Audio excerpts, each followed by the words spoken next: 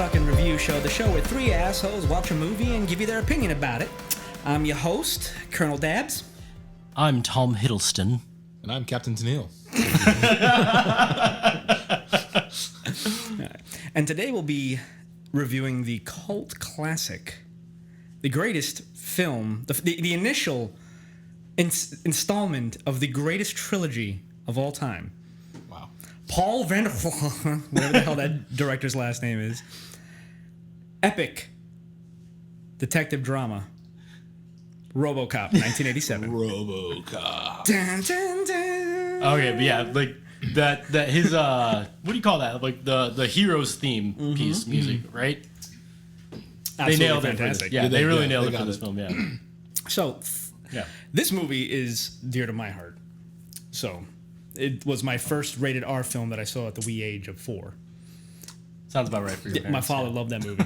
Absolutely loved it. Really? Yeah, absolutely loved it. So I've actually seen this movie probably about a solid 200 times. I probably saw that movie about the same age. My dad was really into it whenever I was a kid. Yeah. Yeah, I saw it when I was like, I couldn't even remember how old I was, but I was at my aunt's house and I was young, 6 or 7 maybe, Yeah. and it was on, and I was just deeply disturbed by it. Just like, oh my God, they blew that guy's hand off, Yeah.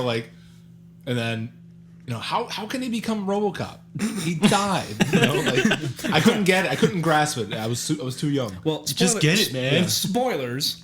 But anyway, so RoboCop, starring Peter Weller, Nancy Allen, Daniel, what is his name? O'Reilly? Red Foreman, Ronnie Cox, and a slew of others. It's actually directed by Paul Verhoeven. It's written by Edward Numere, I think. I can't read today. Cinematography is by Jost Vacano, and the music is probably, which was my favorite thing of that entire film, is actually done by Basil Poldelris. He also did parts of Eyes Wide Shut, if I understand correctly. I'm not 100% sure, but he's done quite a few. Yeah, the music in this one was pretty well done, and it definitely I'm didn't sorry, distract. not Eyes Wide Shut. Red Dawn. I apologize. Red Dawn. Red Dawn. Red Dawn. Totally gonna say, different Yeah, movie. Big I was gap like, there, well, yeah. no, Totally I don't know why different. I was thinking Eyes Wide Red Shut. I think it's Dawn. got so Wolverines, don't fuck my wife. Yeah, none of that happened in Eyes Wide Shut. Yeah. So, but anyway, so back to brass tacks. Did we like it? Yeah. Did we not I thought like it was a great movie, man. I mean, it's definitely dated. It's hard to, you got to step outside of your modern film loving mindset to go back and enjoy it, just because the tech was low, but it's just low compared to now. But I mean, it's still really good. I think that movie can still hold its weight. Yeah, I agree for the most part. Yeah, it's kind of crazy because if I know they tried to remake this movie a few years ago and it didn't do well at all. No. But I remember while I was watching it, I was thinking that if they were trying to make this movie now, like if RoboCop didn't exist until like 2020, Yeah. and someone was making a movie about it, same plot, same everything, it would be the most ridiculous movie you've ever seen in your entire life. Yeah. But because it came out in the late 80s, it just made total sense. Well, it did fit all the other things that were coming out there. There was a lot of stuff we were doing back then. So, for those people who have not seen RoboCop, Yeah. you really shouldn't be listening to it. You should be watching RoboCop. You should. RoboCop is essentially the story of a Detroit police officer named Alex Murphy, who is violently killed in a drug arrest. And the company that actually is funding the police at this time, because it takes place in a dystopian version of 1987, where it's not in the future, it's just an alternate reality of the current time frame. in Detroit. Detroit, yep. Already crazy. At the time, which was actually like culturally accurate to the urban blight that Detroit was going through at the time, the high criminality rate and everything like that. So he does essentially almost die for the most part. That's I think that's a part that I want to get to, because, like you said, how did he die? And it doesn't make any sense. But essentially, the company OCP, which is a gigantic conglomerate that is pretty much funding the police, and also has these plans of renovating the city, and is trying to combat the urban blight, decide that this officer who is almost dead, they're going to give him a second chance, and they turn him into a gigantic police officer robot. Yeah. It's a ridiculous much, yeah. concept, but its execution is absolutely Yeah. fantastic. Oh, yeah. And so, like I said, it's my favorite movie. So we all agree with all of it. So I'll let you Yeah. guys go, and then I'm going to drop my knowledge, as always. So, as a piece in a genre, a cyberpunk film, I think it nails all the tropes. We've got dystopian kind of future, or not necessarily future as we discussed, alternate reality, dystopian setting, ruled by the megacorps. The common man, no one gives a shit about him, and the cops that are trying to keep the common man from tearing each other apart, because what else are they going to do? They've just been reduced to desperate measures at that point. They're stretched thin. There's kind of this strange veneer outside of that of some middle class normalcy that you only get to see through like flashbacks, and then you get to see kind of like the decrepit change of that through Alex Murphy's eyes in a scene that we'll talk about later. So as a piece in a genre, it really fits the bill. One of the things that throws me about this movie, and like when I rewatched it today, I was really looking for these signs in there, and I saw a couple of them, is that I think I read something a few years ago that the director was intentionally trying to create a Machine Gun Messiah Cyber Jesus film. And there's some symbology in there where like his hand gets blown off, being nailed to the cross. Whenever he goes to confront the guy's name. Bodecker? Yeah, Bodecker. Bodecker. Yeah. Bodecker, yeah. Whenever he goes to confront him for the final time, we see RoboCop walking out on water. It's a shallow puddle, but he's walking on water. So there's this whole thing, you know what I mean? Like the death, the rebirth, like. And those are the only three things I can find. Other than that, no real link to Christ. No, I didn't get that at all. Yeah, but somebody like Jeez, not somebody at all. put this together, and I can't remember. Like they wrote this whole thing up about it, and they even went so far to say that Paul Verhoeven. Verhoeven. apparently that's like one of his things in the films that he directs is he tries to put some kind of mythology or resemblance of Christ in there, and I'm just like, yeah, dog, not for me. I'm not getting it. Yeah, I didn't get it either. Yeah. I didn't see that at all. But apparently it's supposed to be in there. Yeah. Yeah. Yeah, I mean, it's just so crazy to think that the world in which they live in is so just riddled with crime, right? And Yeah. it's like a no man's land almost, and the cops really are only there just because they have nothing else to do, right? I mean, really, They bring that point up too. Yeah. and then in the very beginning of the film, we're introduced to the hero, what's his name? Alex Murphy. Murphy becomes RoboCop eventually, but we don't spend a lot of time with Murphy. No. And Murphy is seems like he's just a guy. He's got a family. He wants to do his job. He wants to be a hero in front of his kid. And they just, boom, he's done in the first 15 minutes of the movie. Yeah, it's not very long. Yeah. And Actually, it actually is. It's about 30 minutes in. Is it that Is it far? 30 in? minutes in? It's 30 minutes in, and then it hits about the 45-minute mark before he becomes the actually RoboCop, which is one of the things that I absolutely adore about the film, because you said you barely get to know him, and it's boom over quick. Well, probably because there's other scenes involved exactly. without him. And There's that's only the two brilliance. scenes, yeah.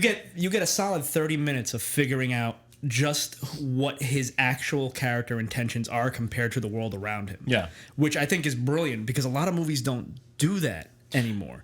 They don't spend the time to not just give you, this is Alex Murphy. He grew up as a kid and he always like this. No. Yeah. You get who he is and the type of person that you're dealing with. An honorable, honest hero. Yeah. A man who puts himself aside for the better good. And it's the best displayed not only in his death scene, but also in the scene where he's just sitting on the car playing with that gun, learning how to flip it. Yeah. And she asks him about it. He's like, his kid likes TJ Laser.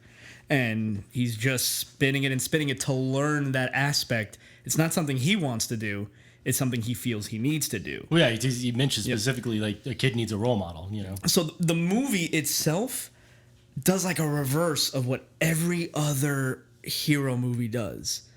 It shows you his character and then shows you his life and who he is. That's true. Yeah. Which that's is cool. great. You don't know anything about him up until his death. And then Yeah. only in him fighting whatever they've done to him is he cycling through and you're learning about who he is, his wife, his kid, like why these things are so hard for him to let go. To me, the movie's brilliant.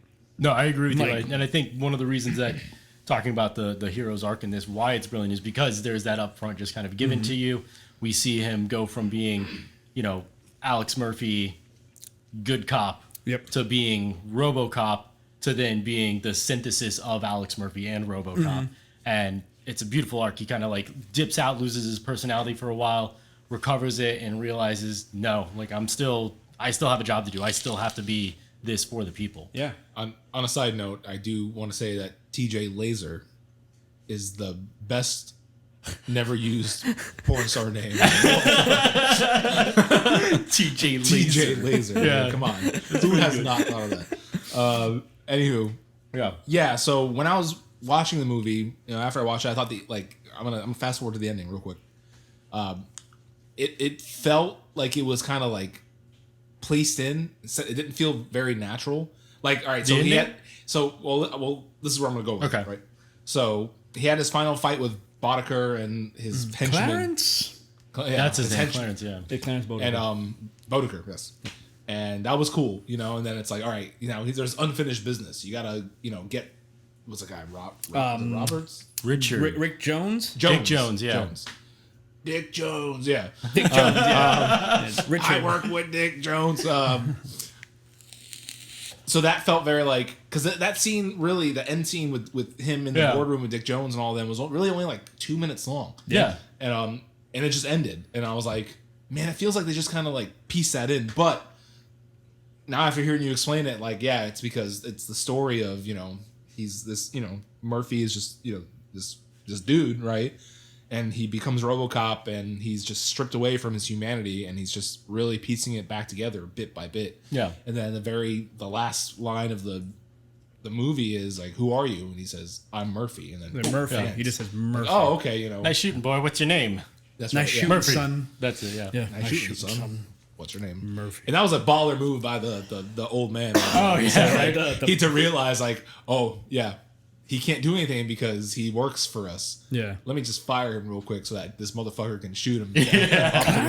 No. Dick, you're fired. Thank you. And then he does the elbow and the roll, and then lights him up, yeah. But yeah. To me, the film is.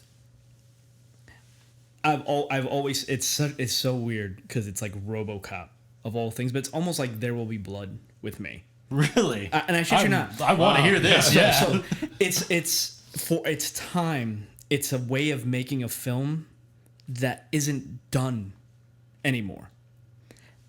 And hear me out. It's shot on traditional 70 millimeter, which is only used a handful of times. Christopher Nolan uses 40 and 70 a lot in his stuff. For it's a low budget film. The script is written in a way that there are no straggling subplots. It relies heavy on the script. It relies heavily on the plot. It spends just enough amount of time on every character without rushing or sacrificing anything to explain their position point blank, where there's no second guessing. No, I agree. It's a very efficient film. And it's done with a level of realism, and they use old school stop motion animatronics. Keep in mind, the first, the very first CGI Knight came out in 1985. They could have easily went the CGI route for everything, and they didn't. They stuck with traditional means, like Alien, for instance, like traditional means to suck you in and keep you grounded in the fact that you can believe that they did this to this man. And not only that, but it directly reflects the time period, which most movies don't do nowadays. Like they try, some sneak in, but they're usually an indie film or a small quip one that like doesn't have a big budget, doesn't have a really compelling story. This one said, like you said, and I'm glad you said it, like, let's take Cyberpunk, but not do Cyberpunk, which is fucking mind-boggling to me. At a time where like they could have easily went the big route. Yeah, I agree with you. But I want to clarify that. I think the I think I'm projecting the cyberpunk genre onto this movie. no, I don't it think is. it's I don't think they were like cyberpunk RoboCop $1 million. I think they made this movie and it helped to define the genre coincidentally. Well, no, well, you got to think about it I this don't know way. though, but that's just how I feel. So yes, at that time, cyberpunk wasn't a thing because you had Blade Runner, and that was probably about it, really, in the cyberpunk world. But at the time probably that this big came films, out, yeah. you had also animes yeah. like Akira, things like that. That whole cyberpunk genre was becoming big. This is more like to me, it's always been slightly cyberpunk, but it's noir in a way. But at the same time, it's establishing, like, instead of saying, all right, the cyberpunk's already existing, it's kind of like you're at the birth of it. Yeah. Like, the city's in turmoil, things are in turmoil. What do? They did something to a human being that you really shouldn't be fucking doing. Like, you shouldn't be taking a human body and trying to make them a robot. Like, and then just alienate them from their family and everything like that, and then keep them alive. And they spend specific amount of time showing you the juxtaposition of the corporate standpoint, Bob Morton's standpoint on what he was trying to do, and what they actually did to Murphy. Yeah. So, like, the hand scene. Why are we keeping the hand? No, lose the arm. Like, he's not human at this point. Yeah. Like, but they kept his brain, his head, his face, his lungs, his stomach. This is why he has to eat baby food to keep things going. On this point of body modification, just to compare the two movies, the 87 RoboCop and 2014 RoboCop, I am pretty confident in saying that they kept the left arm in 2014 RoboCop. Did they? Yes. I think they did, and I wonder, like, what if it was just like, oh, like they didn't think about it. In the special features, they did it as an homage to that scene where he says lose the right arm. Is the 2014 RoboCop just as violent as the regular It's one? PG-13. Yeah, It's PG-13? It's Okay. not Which is anywhere where like Fox- the. Oh, so they kind of dumbed down. See, The thing is, it's like 2014 RoboCop has more action, has more gunplay and stuff.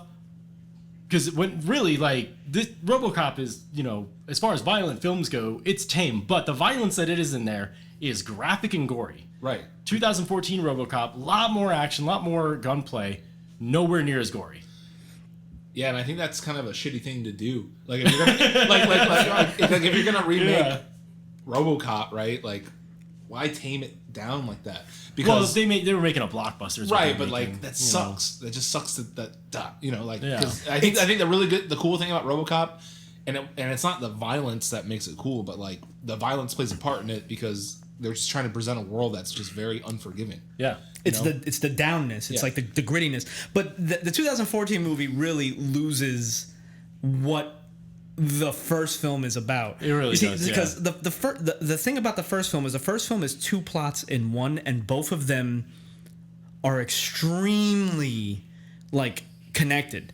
So the first plot is him like unable to not remember who he is. For some reason, there's something driving him that you don't know from day one. From the minute they make him RoboCop, and the way it's shot signifies that is he comes in contact with the people one by one with the people that have partaken in his death, and he starts to remember who he is regardless of whatever they've done to him. Yeah. And so you have the section where the machine, the Alex Murphy inside the machine is fighting the programming of the machine and starting to figure out who he is. But Alex And- Murphy's the ghost in the machine. yeah, he's the ghost in the shell. Yeah. Exact same concept. He's the ghost in the shell. He is fighting whatever they've done to him. But then you have the secondary plot where, unbeknownst to RoboCop himself, he begins looking for the people that killed Alex Murphy without realizing that he's Alex Murphy. That's true, So yeah. you have this detective crime drama where all the players are coming into play, and you're finding out that it's more deep rooted than it was just a regular bunch of Joe Schmoes. Clarence was a drug lord and blah blah blah blah, and like the most ruthless guy in Detroit. You find out that it's connected to the very company that made him, and then at the same time, you have the most central plot where he's remembering who he was, which is even more tearing, and then it's even more so exacerbated in his relationship with Lois. Yeah. Where she sees that, like, wait a minute, Alex, it's you. And you can see that even though it's a machine, like, it has an impact on him. And then as it progresses towards the end, you can even hear it in the way he talks, which is, I watched something on Peter Weller was talking about, and I never noticed it. And then he said it, and I watched it back. So when Alex Murphy is Alex Murphy, a lot of the shots are hero shots of Murphy to instill his just his intention, who he is. He's a hero by heart. When he's dead, you see everything from the point of view of a robot just being turned online, but then them talking about it like it's just equipment. One of the coolest things that they don't do anymore with superhero movies is, or like any type of sci-fi movie in general, which is that silhouette walk where you don't know what he is, that slow reveal. I wanted to talk about the this. window, when he's walking through the glass, and you just hear the footsteps, and you see bits and pieces of him, but you never see him fully until he's walking down the hallway and he comes up with Lois. But so here's where I was getting at. All those scenes from when he's RoboCop, he sounds like RoboCop. He sounds like a robot.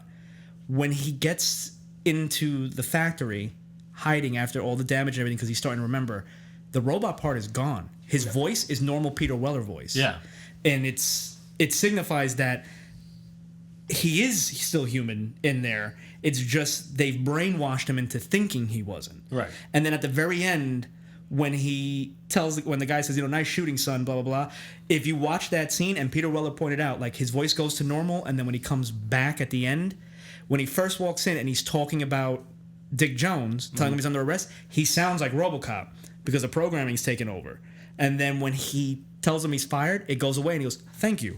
And it sounds like Peter Weller. And from then on, he says, Murphy. And it's just no robot voice, nothing crazy.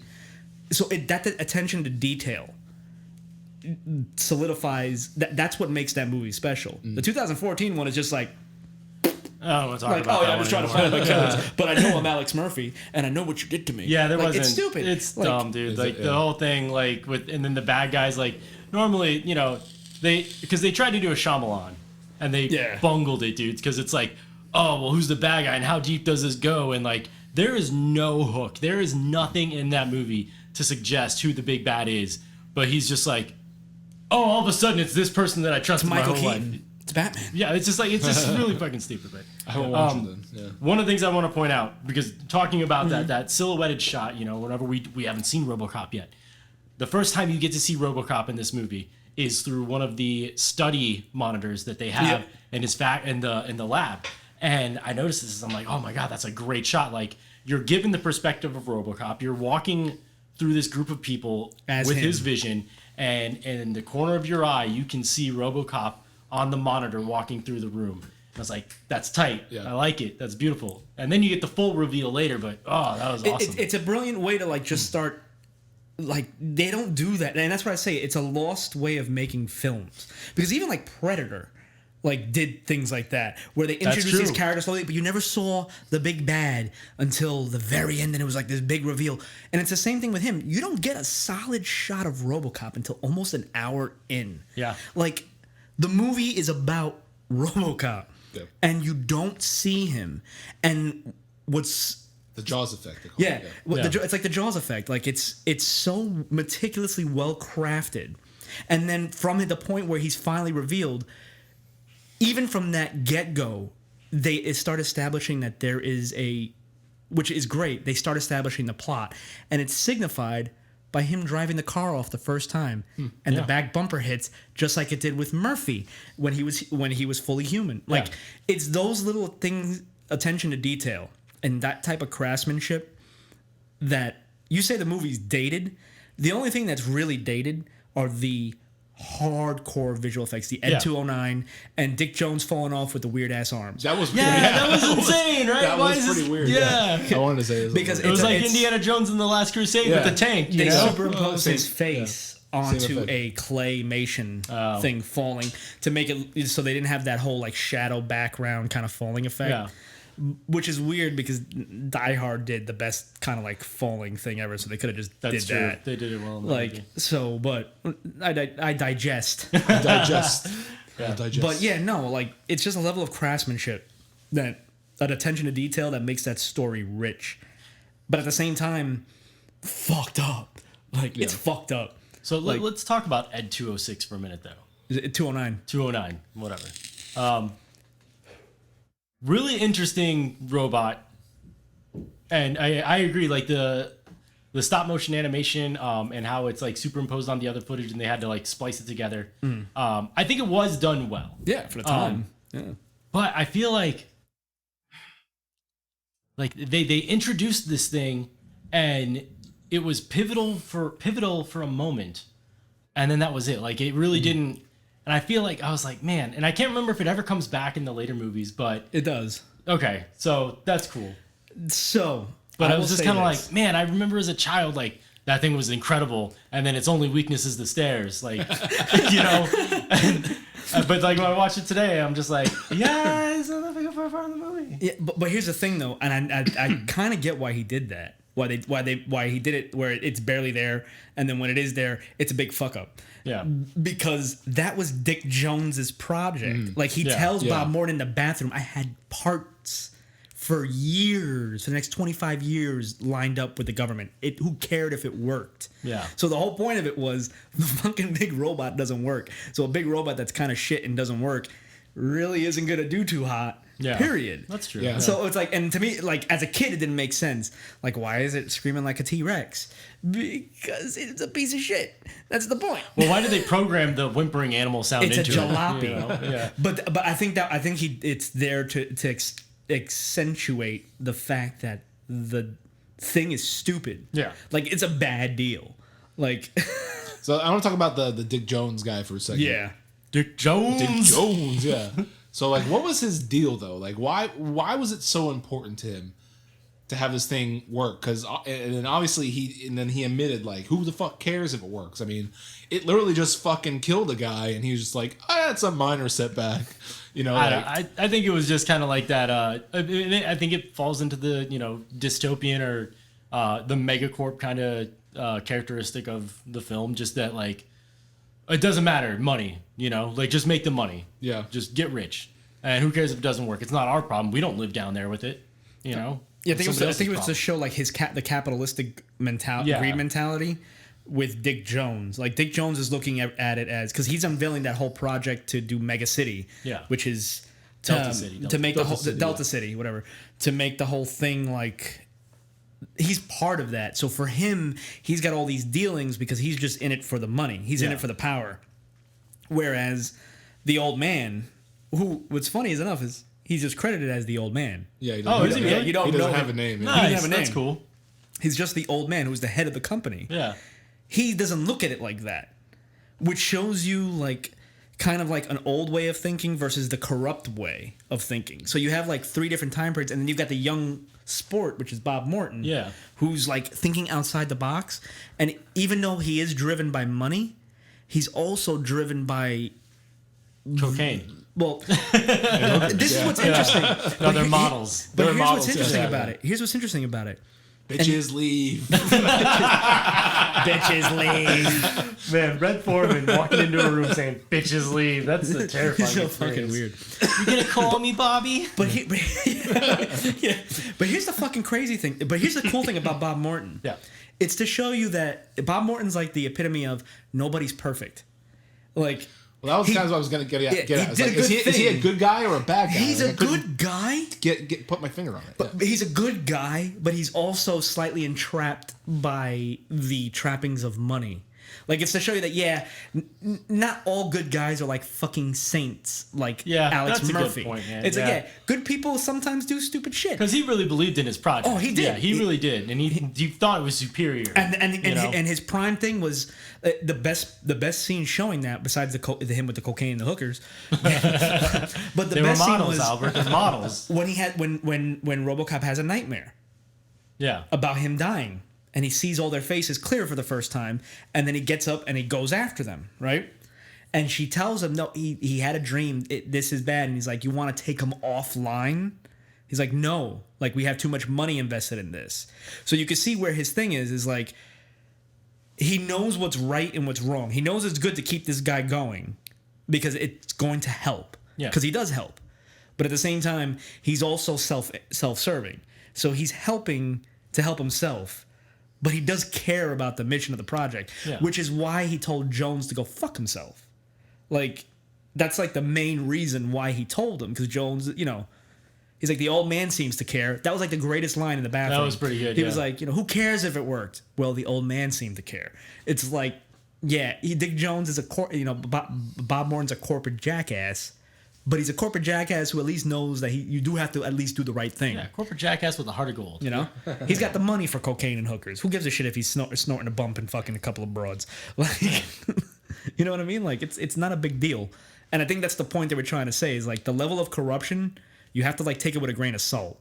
Like you have this gay who's like this, who's a dick. Then you got Clarence, who's literally killed the entire Foreman family, and then some. Yeah. And then you've got. I wonder if Kitty knew. Well, Because that '70s show is. I'm trying to wrap my hair on the timelines here. So if this is in the '80s, Yeah. then Red was in the '70s. So Red snapped. So Red must have snapped and just murdered them all Yeah. and became Clarence Bodeker, and then Yeah. That's my alias, Clarence Bodeker. It's fun to think about characters like that, especially like I mean, Like something like his Red Foreman and then another one. it carries over, right? Yeah. Yeah. Well, it's like the Breaking Bad, Malcolm in the Middle. Yeah. It's fun to think about like one day, Breaking Bad goes through and it happens and stuff, and then, he gets pulled away from that life because he like puts himself into witness protection, and now he's Hal or from Malcolm in the Middle. Like that's like, And it's just funny. maybe Eric's big mouth just went a little too far for him, Yeah, dumbass. Dumbass. Anyways, back to the RoboCop. But anyway, yeah. Yeah, I'm trying to get my wheels back on track here. Yeah, I agree. Wheels with you don't for go the up. most, whatever. Shut up. Yeah, I agree with you for the most part, man. And I do like. I didn't think about it at the time, but you're bringing up this really interesting point, like the shades of corruption and heroism. Like, Bob, not a great guy, not a bad guy. RoboCop, Alex Murphy, really great guy. Who's the worst between Clarence and Dick? Yeah. Like, I mean, Clarence is like, he's chaos. He's I evil. think. Yeah, he's chaos. That's evil. Yeah. And Dick is also evil. But Clarence and Dick are the same person, just Well, they have different methods. different Yeah. methods. That's why I what's- like that scene whenever like Clarence goes in with the cut up face and Yeah. stuff, and he's just like, "Look at my face, man! Like, this is what happened to me. Like, Spits on well, it. we need you to kill him. Well, why is this my problem? All this stuff." And then as he's going to leave, and Dick says, "Oh, we're gonna have all these people in construction shows. That's drugs and hookers." And Clarence walks back in, and he sits down next to him. He's like, "See, I knew we were gonna still be friends." And like they have like that respect. Like, so yeah, they are the same guy in some regards. They're the same guy, just Some different tool set. respect. Yeah. Like Dick Jones plays the wide game Yeah. from the shadows, whereas Clarence is the like, I'm just gonna show you who the fuck I am. Like, Yeah. I don't care. Like, and dips his 2 fingers in your wine and sniffs it for some weird fucking reason. I know. I thought that was Yeah. strange. Yeah. I didn't get that. I didn't get it either. I think the Yeah. actor was just lost. He was why like- Because he's kind of a crazy ass too. and I think that's the point. And why the guy continued to drink that wine, I still don't get it. COVID.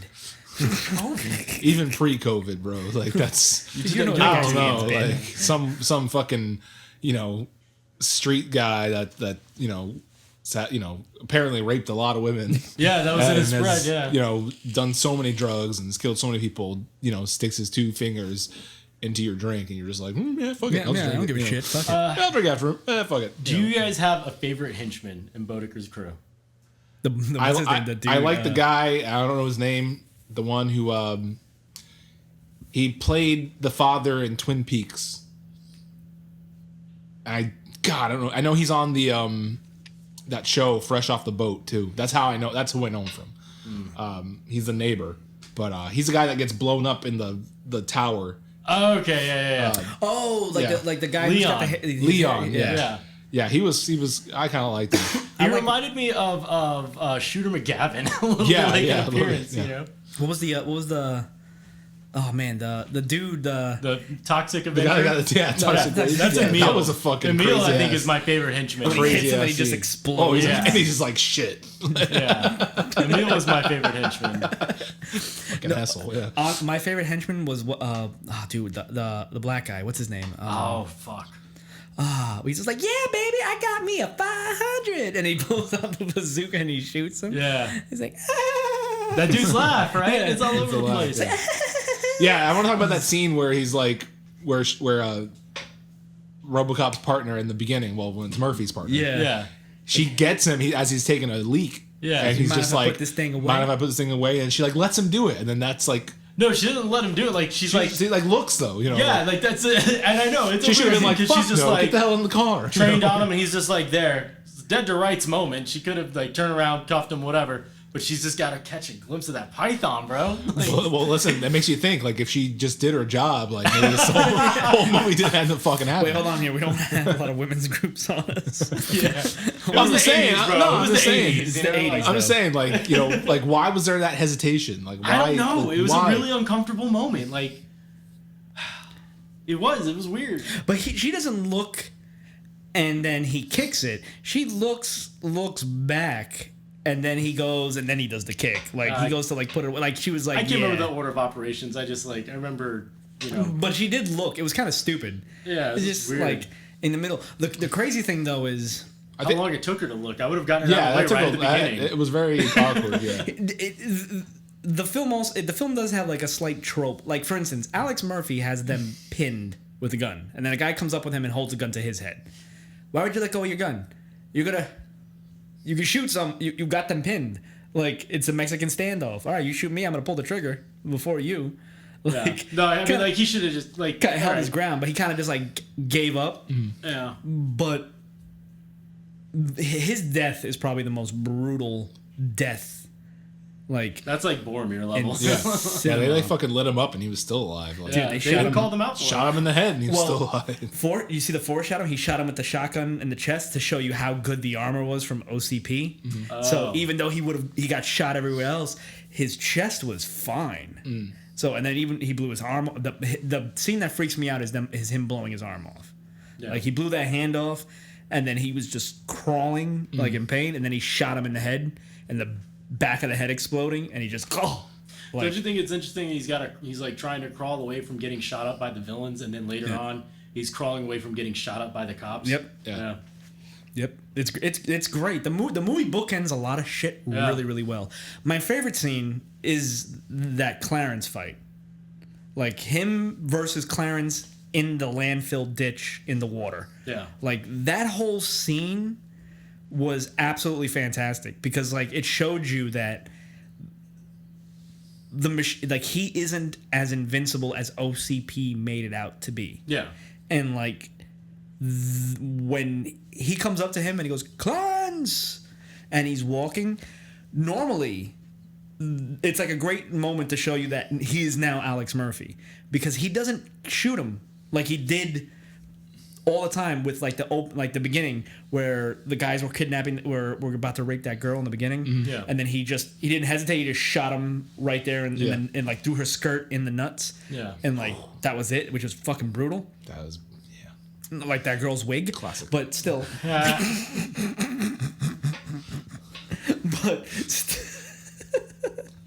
Somebody said that to me a long time ago, and it's so stuck.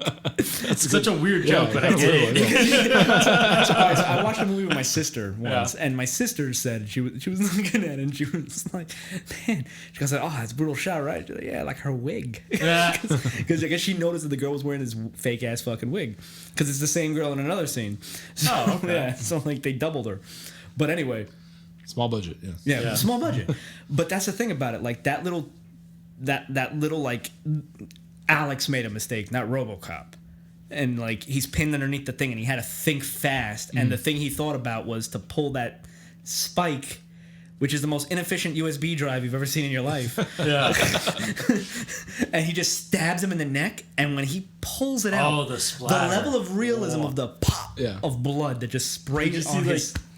Clarence has got his hand over his neck and he's stumbling back, and they're just like, it's just like this water sprinkler, like the what's- old school ones, you know. But I like how they Yeah. showed it. Like Clarence can beat him. Like Yeah. he was just like wailing on him, and he was just weak. And then he pulls that thing out. When he hits him with it, and he pulls it out, the blood that falls on RoboCop, Yeah. and how he winces because he's human. Yeah. It's Alex Murphy now, so he doesn't know like his eyes really aren't his eyes. Like so, like it hits him, and it's just like done.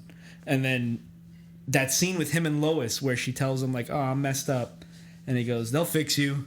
They fix everything." Yeah. And he pulls himself off of the thing, and it's like, now he knows. Like, it's cemented. He knows exactly who he is at that moment. Like, it's all back.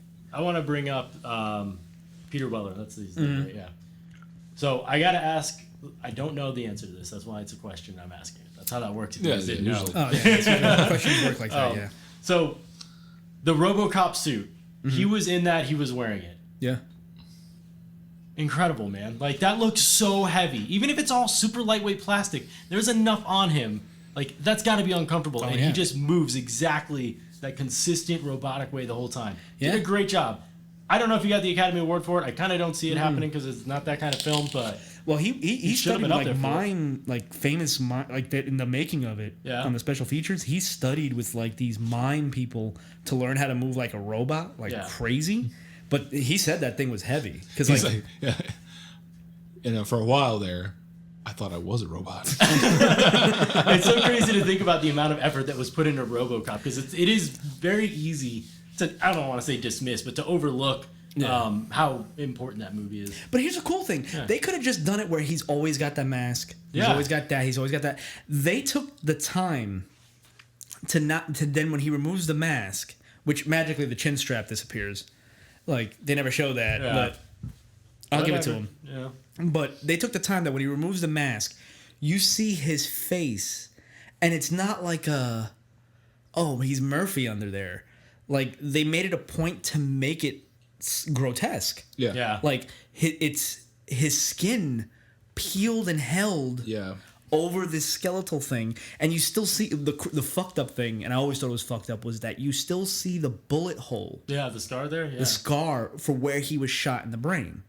And like, yes, it's his brain in there, and it's his spinal cord and his eyes and it's everything. But like that creepiness of keeping his face peeled like that, and then it's robot from the back, and you can see that the ears leak fluid, and like that. It's not like they played like the whole like he's mentally torn between his human side and the machine side, but then they really show you just how like fucking horrific it really is. Like they don't play being RoboCop is a cool thing. Yeah. They really like show you like this is horrible. Like this man is fucked. He lost everything. Like he took that thing off, and you can see like the screws going all the way in, and like when he's taking the helmet off. That was whenever that shot came up, I was like, all right, that was really clever the way they handled pulling those bolts. I'm doing air quotes for those of you that see us. Out of his neck or whatever. Like, the ears. Socket. Yeah, like it was clever. Like the way they shot it, it worked out well. It was great, and then you see what they did to him, and it's just fucking mind. Out of the whole film, he went from a superhero to like a tortured person. Like, but I think that, and this is just a personal philosophy of mine. Even I think that is a huge thing and heroism that like we get that with some superhero movies now. That's still a thing, but it's a good example in RoboCop. It's like a perfect example. Like heroism, like you can't just go to sleep at night, you know? Like to be heroic, to actually do something heroic like RoboCop did, you have to live with the actions of being heroic, and they're not pretty. And like even though you're doing the right thing, that doesn't make it any easier to do them. Absolutely. And I love that. I love that they did that. They have this guy that, I mean, he, like we've been saying, he's just Alex Murphy. He's a guy. He's a good guy, but he's a human being, and he is subjected to all the psychological trauma that any of the rest of us are. And you can see that in his armor and in the way he's constructed. It's one of those things where like the heroes aren't always like heroes. Like they can be fucked up. Yeah, there's no rest in heroism. Yeah, he's fucked up. He's literally fucked up, like physically and mentally, which is like a double fucking whammy. Yeah, like most heroes they either have because you have like the Punishers or like those like the Batmans where they're fucked up mentally, but they're not physically. They're not living. They're living the pain in their head, but they have an outlet. Or you have like the Punisher, like mentally fucked up, but not really. You know what I mean? Like haunted, but not like.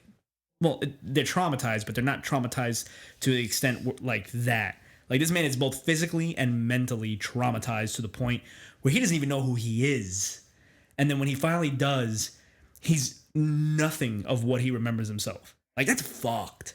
I like there's a part in there where he talks about he says I don't remember them, I can feel them, like, you know, Murphy's family. Yeah. And he like has this new, and this is after he's kind of like realizing that he's Alex Murphy and RoboCop. So it's just interesting to see that, like, yeah, he's robbed of those things. Like, there's like a sensation there of having a family, but there's no trace of it. There's nothing in his new history. Yeah. Yeah, it's a haunting thing. Like, it's very well done, and they set you up from the beginning, which is what's so fantastic about this fucking stupid little movie. Like, it's the truth. Like, 'cause it is in concept a stupid fucking movie. Yeah. It shouldn't be as good as it is. No, Like, that's kind of what I was saying. It's like, imagine being one of the actors and being like, "Hey, baby, I got a job." Oh yeah, what's it for? RoboCop. Like, and she's probably just like, "This marriage isn't gonna last. You know, I can't deal with this anymore." Yeah. But like, I mean, but the guy came off of Buckaroo Banzai. yeah, but But you remember? I remember watching that with my dad one time. That was cool. A lot of careers still stayed intact after that fucking movie. But I think because it's just such an original idea, you know? And those are always things that I like, you know, especially in the sci-fi genre. Yeah. The wholly original ideas, and at the same time just very simplistic. Yep. Just RoboCop. It's a cop that becomes a robot. Like really, I mean, Yeah. you know, without That's without the all the elevator crap pitch, all yeah. over it, but like that's the core of it. You know? It's a cop that becomes a robot, and then you learn about his life. That's the most brilliant thing, is like when he pulls up to his old house after his wife sold it, and then he's walking through and he's seeing the flashbacks, and he gets angry, something you haven't seen up until that point, and it's like, you could tell he's angry, but he's a robot, so he does that whole like moving his heads to the side and his arms start moving like really, really wild, because the system doesn't know how to interpret what he's actually feeling, and then he breaks the screen and goes on that rampage and gets Clarence. Like, it's fucking, you don't have that anymore. Like, that's something that's gone for me. Like, in a lot of movies. Like, yeah, you could say, oh yeah, Iron Man. Like, you know, yeah. No, you can't. No. Or you can say Batman, and you go like, no, not really, no. I mean, No. they do. Okay, so the Batman mythos is really good, and they do what it is well, but it's not the same thing. It's not the same thing. It's totally different. Well, and some people say, oh yeah, the Punisher one. Like, no, still no. The Punisher one probably comes closest. It comes closest. Yeah. It comes closest, but it's still no. And even like just off the cuff hero movies, like, that are just not mainstream, you don't get that. To me, like that movie was made at a time where people still cared about cohesiveness and plot and simplicity in plot. There's a storyline that comes kind of close to it. Is Kill Bill. Yes. Because, I mean, yes, the bride is still the bride, but okay. like, I mean, she had her child taken from her. She is forever transformed from that moment on. You know, and she becomes, well, maybe it's a little different, because she just reverts to who she was. Yeah, it's a reversal. It's a reversal. Well, until the end of the second one. Correct. And then she's back to. And then she, like, the what she two wants to be. merge, and you know, the dudes emerging. Yeah. Yeah. But yeah, you just don't. The bride's emerging. You just don't get that. Like, it's so well done. You're not bombarded with this. You're not bombarded with 2 hours of nonstop super robot badass killing everybody shit. That's true. Like, you actually get very little. Yeah. It's very little. It's not as violent as, I mean, it's gory. When they do violent stuff, it's gory. But there's not a lot of violence. No, think about it. There's up until almost the hour mark, he has his first thing, which is the grocery store. And then the girl, right? But those are maybe 30 seconds tops each scene. Yeah, and I actually very short. I don't think anything bad actually happened. He threw a guy into a soda machine. Threw a guy soda machine, and then he shot the other one in the nuts. Yeah, and that was it, right? Gory, yeah. And then he drives around. And he threw that politician out of the window. Yeah, he threw the politician out of the window. Yeah. Right. I had all those people help. But like, we don't see that. But those three scenes were like 2.5 minutes. Yeah. All together. Yeah. And then you have juxtaposition build on the corporate side, focusing on that. And then he has his first encounter with one of the people that killed him. And that encounter wasn't action. That encounter was the guy about to blow up the gas station, and he tells him, "Dead or alive, you're coming with me." And then And what's crazy is the robot doesn't know RoboCop doesn't know why he says that. Yeah. Because at this point you have to treat it as not Alex Murphy, as RoboCop. He doesn't know why he said it until the guy says, "Wait a minute, we killed you," and then RoboCop realizes who he is, and then the guy blows up the gas station, and then he just shoots the bike. The guy falls off the bike and he arrests him. That's the action. His biggest action scene is the initial scene where he goes and he captures Clarence. And then his next biggest action scene was him fighting Ed 209. And then you have the last scene. I wouldn't even call that much of a fight. It wasn't even a fight. It was just him getting shot up. Yeah. And then it's still another 20 minutes before you have his big fight with Clarence. Yeah. And even that, he's not it's not like modern action where he's super athletic or anything like that. It's realistic. He's a robot. He only moves so fast and he only does things so fast. So the pacing is dragged on that last one, but perfectly dragged. You don't get that anymore. You don't get 45 minutes of character buildup and world building in a movie and then get the actual plot of the movie happen, the actual what the movie's supposed to be. And then when it happens, it's so slow that every time you get something, it's a huge payoff. I will agree with you on that. That's true. Every time every pivotal moment in that story feels good. You're just yes, this is resolved. Now I know this, and we can advance to the next thing. I did not find myself at one point being yeah, but what about that thing? You're like, what about that over there? Yeah. It never drags. It never drags because everything builds into the next, and so you got your little taste of the gruesomeness in Alex Murphy's death, and then the rest is just build to each pivotal part of the film, and one build didn't sacrifice plot for another. Paul did a fucking really fucking It's a great fucking story, man. Job. It's a great movie, yeah. And That's it's a great hard movie too. thing to pull off on a low budget, great. Sci-fi cockamamie crazy idea. Yeah. To the point where you can't remake it. It's like Back to the Future. Oh, I could not imagine if they tried to remake Back to the Future. But it's the same thing. It's like Back to the Future or like Ghostbusters. The films in that time period have a hard time being remade because it's a way of filming that by the 90s was starting to flop out, rolling in. RoboCop came in 87. You had Ghostbusters 2 in 92, 92? Ghostbusters 2 was 89. No, Ghostbusters 2 was not 89, was it? No, it was 91, I thought. Nope, 89. Really? Yeah. Huh. It was 5 years after the first one. The first one's 84. Because I remember the opening scene in Ghostbusters 2, it says 5 years later. And the slime comes up from the cracks. Yeah. Yeah. Oh shit. But still, so even my point still, by the 90s, that kind of depth filmmaking for that kind of genre was out the window. You had Batman 89, and that wasn't. It was good, but it wasn't like that. It's like it wasn't RoboCop good. That's for sure. That's what I'm saying. I think they were about the same. I don't know. Now, after watching RoboCop similar today, I don't know. greatness. I should rewatch Batman 89, but Batman 89 had the pacing wise, yes, similar greatness. They do that slow reveal kind of thing because it's still ingrained in that era, but it wasn't as well executed as this. But at the same time, this is an original concept, so I can't be that hard on Batman 89 on that respect because Batman 89 is still great no matter what. But there's a select few movies that in my brain, for some reason they're just fucking good because they hit everything perfect. What about In Your Heart? My heart died a long time ago. I don't want you hanging out on you fucking me. Yeah. That voice. Oh my god.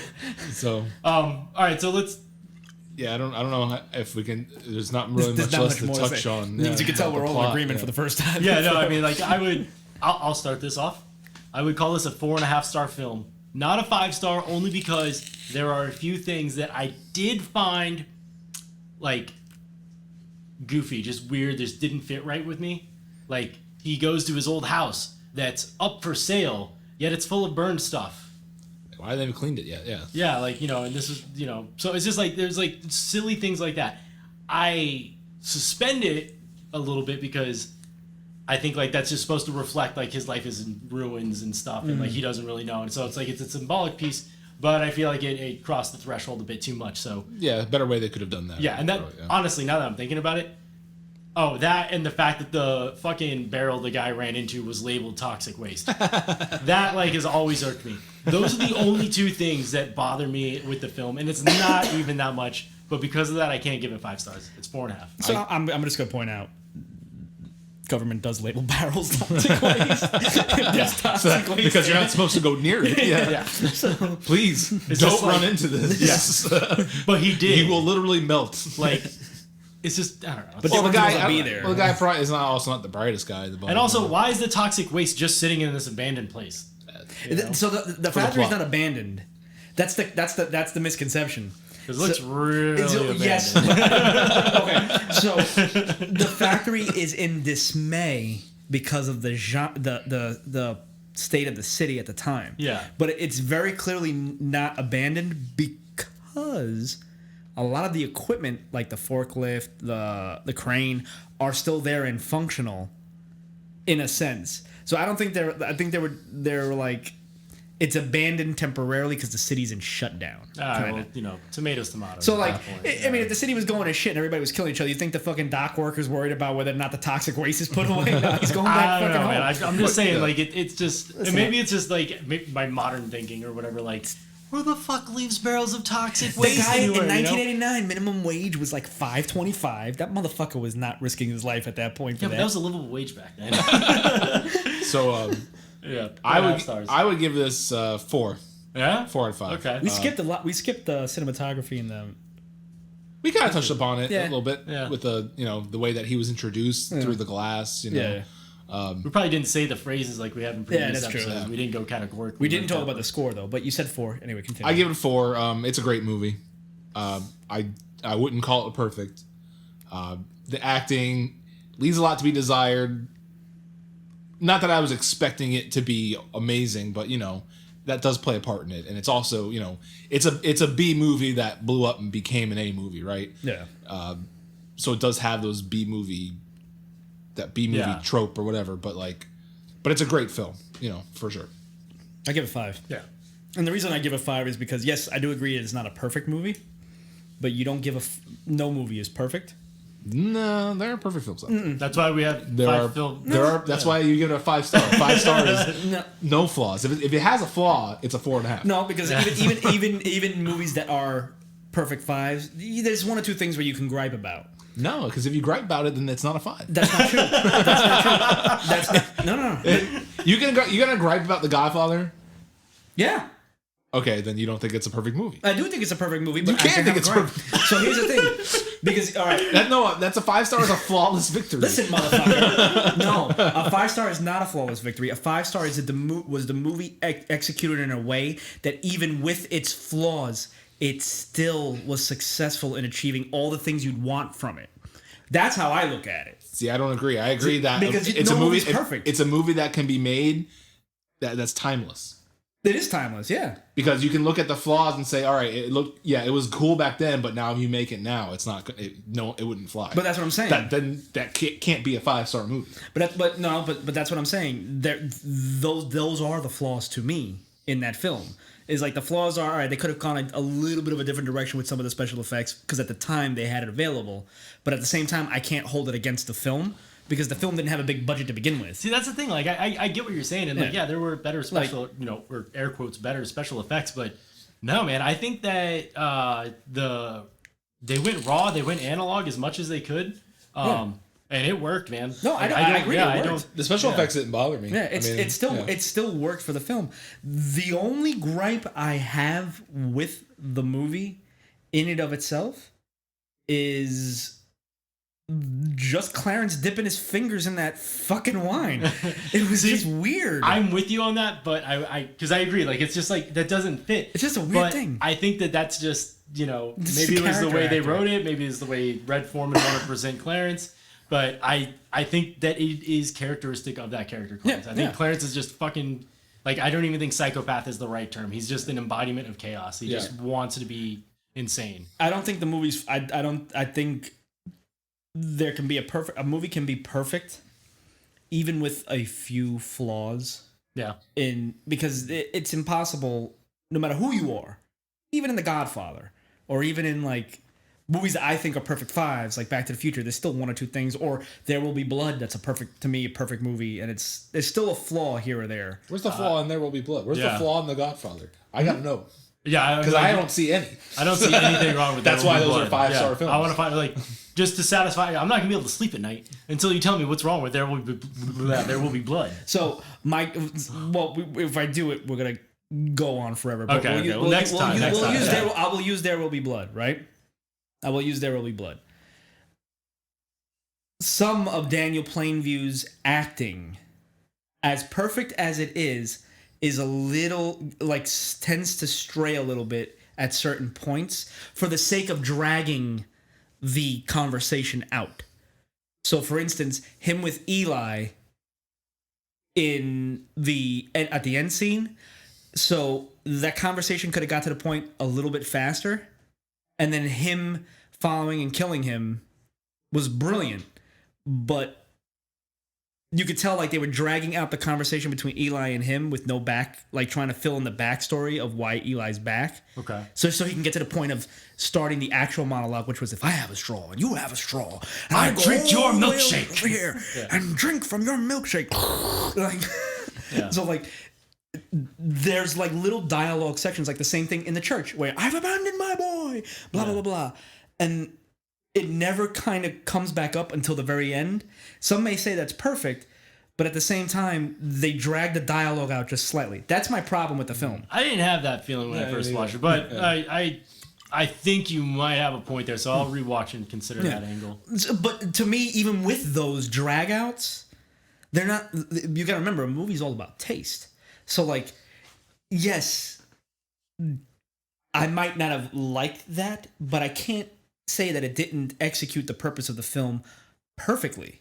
Like, 'cause it still did. It still had the same impact, even if it wasn't there. I will agree to disagree with that. But anyway, assessment. The movie's a 5-star. The movie's a fucking 5. Perfect is perfect. There's no perfect flaw. fucking movie. That's why it's perfect. Let's take 3 minutes tops and discuss the music real quick. I actually don't have too much to say about it because I thought it fit perfectly, and it's one of those things that you don't question it. In my opinion, it was a great theme song for the hero. There is a particular scene that I can't remember right now. I think it was whenever he was fighting the Ed 209, and the music kicked in, and I was just like, oh god, that is a very beautiful way of sonically capturing the scene. It was tight, man. I can't remember. Whenever he opens that door, yeah. whenever when he first appears from anything, every time he opens or bursts in to like make an arrest, you hear this. So that's pretty cool too. It's just that weird like synth sound effect, one note. Is this theme song like on the soundtrack? Is a title called "You're Gonna Be a Bad Motherfucker"? It's like, you're gonna be a bad motherfucker. Yeah, that's a good. I thought that was done well too. The dun. whole thing with the him coming to wakefulness with Bob and all them around him. It was cool. That whole soundtrack. Yeah, it's pretty good. Like that orchestra at the end where he's like, oh dude, where him and Clarence are fighting and you hear that music just playing, like doo doo doo, like, oh, so fucking It's great. tight the whole way through, man. It's beautiful. It made you feel everything. Yeah. And it really cut did. out. And what's funny is there's very little music in the movie. Yeah. Which is crazy. Like Murphy's whole death scene, No music. no music.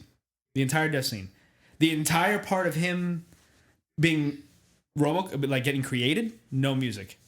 Like, it's crazy. And then the only sound you hear when he's making the first arrest, when he finds his first killer, Toxic Avenger, like, and he goes, dead or alive, you're coming to me. The only thing you hear is that, like, you hear this weird hum in the back until he tells who he is, and then he starts playing it back, and they play that music, and it's like, oh, like, it's fucking, it's just perfect. Like, Yeah. it's perfectly executed. Oh man, I'm fucking RoboCop. I'm Alex Murphy. Like, I'm dead. You don't have scores like that No. recently. I'm trying to remember the last.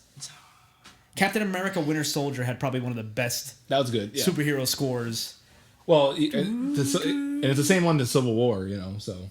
No, Isn't Civil War changed it. No, it's the same Captain America theme, because in the first Avenger, I don't think there was a Captain America theme. Alan Silvestri did the dun, dun, dun, dun, dun, dun. Yeah, but then it became something else in the sequels, which was way better. Well, of course, but at the same time, Alan Silvestri's theme was period accurate. Yeah. So he was doing more of like a 1940s, The 40s pulp, adventure theme, and then you had like fanfare, and then you had Winter Soldier that did more because he's in the new world, so it blended both. It did fanfare with digital, and then Civil War.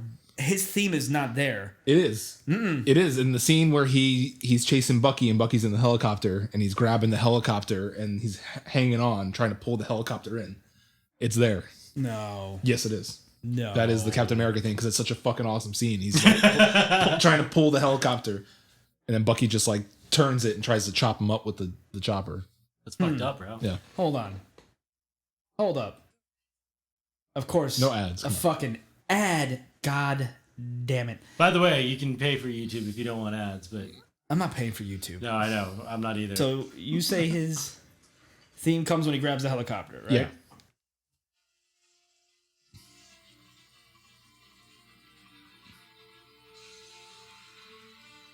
That's not his theme. That is his theme. Listen. No. That's his theme. No. Yes, it is. That is it. No, it's not. Yes, it is. Make a bet? Yeah, let's make a bet. Make a bet? oh, don't make a bet. What do you want to You bet? boys know what you do when you start making Wait, bets. you ready? Wait, hold on. Don't make a bet. Bets are what break friendships up.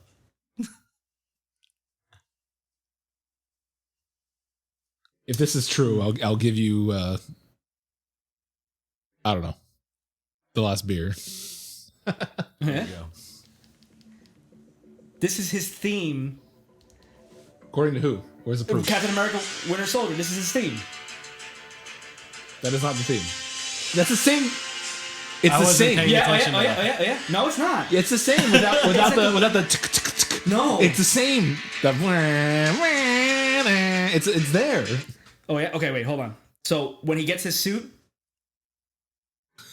Guys, they're going to go on like this forever. This is not the we're gonna have this conversation after the fact Yeah. because now I got to prove a point. But anyway, so they're not. We'll review. We'll leave you next week with whether or not I was right or wrong. Yeah. But anyway. Actually, we should probably just record this fight immediately after we stop this episode. So anyway, yes. Yeah. But anyway, next week, Yeah. what are we doing? We're gonna debate, which is not the Captain America theme song. We're going to fight about something Yeah. else. What is, because it's so controversial, whether you like the movies or not, the Star Wars sequel trilogy, very controversial. We are gonna discuss which one is the worst one, not the best one, the worst one. It's so stupid calling like a movie franchise controversial about which is the worst one. Like, Well, controversial is like It has a lot of. It has some controversy Yeah, like, it has geared towards controversy and- hardcore Star Wars fans. yeah, which is not a real problem in the real world. It's not. You're right. So Wow. it's just- You're right, but that's why I like to. That's Yeah. why I think we need to talk about it. And Right. just So get that's it my out there. stance on it right now. All right. So anyway, Yes. all right. So we'd like to thank our sponsors. Us. Us, yeah, us, right? Us, yeah. Yeah, thank us. Me, myself, and the two youths. The two youths. And then we'd also like to thank our payroll. Us. Yeah. That is it. Yeah. Yeah, us did a really good job at payroll this year. Us Incorporated. I'd like to thank Helen from HR. Yeah. Yeah. Which is also us. The three of us like to buy Together. supersized dresses and then stand on each other's shoulder and walk around town as Helen. Yeah. As an entity, we are Helen. Remember that one guy who was actually two midgets? Anyway, all right. Well, that wraps this up. Catch us next week where we all start fighting at the throat and at my favorite science fiction series, but also my most hated film series. Yeah. See? Also. Controversial is what I'm saying. Yeah. Sorry. All right. That's what I'm talking about. Well, that's a wrap. It's been that fucking review show. Thank you for tuning in. Bye bye.